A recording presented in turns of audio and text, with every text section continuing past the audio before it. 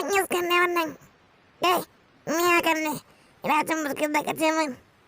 Dan iska waka ma ke. Kawo shi nan dan iskan yaro tantiri munafiki kawai. Kala gani ka taba. Wannan tsoho bata kula wata ajiya na kan. Kai, wani yan yaro ne kai haka ne wajen lamarin mai. Gaskiya wannan yaron ba san me yake da shi ba. Oke, normal banka ka ne miki. Ya haƙuri baba. Bari ne ka kan maganin shi dan iska. Kai.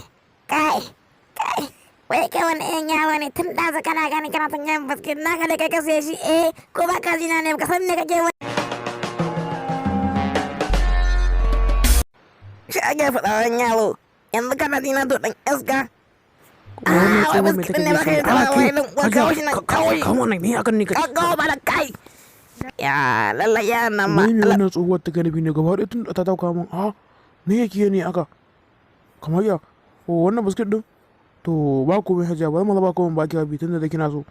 Ok to hikenan ka babban ba komai da baki. Yawwa ba in ci wannan kawai hikenan normal. Ba mai da kiɗa na sha. Yawwa Exclusive from abokinmusic.com.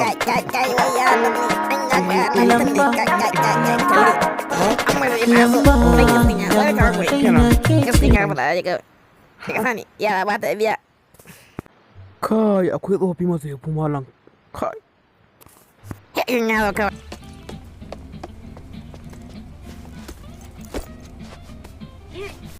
Bismillahirrahmanirrahim. Kai, wannan jawaban ya. Kai da kasa ne nan da ba kawai ɗalla ga wace. Hajiya stampi mi ko muke stampi hajiya. Yawwa. Yawa ya rana.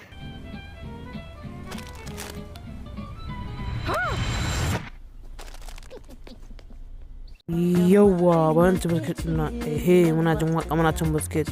Yawwa na gode. Ana tsohuwa ba.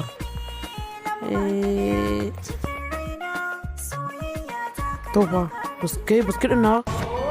Dama ashe biskit ɗin ma na wani nake ta wannan masifa a kai. Kai, yaron kuma kin gaba wai shi wallahi Allah. Kai, zama. Kawai bari gan tashin tafi gida kawai lokacin zakun aiki yayi bayan sa wannan cikin wannan sha yawa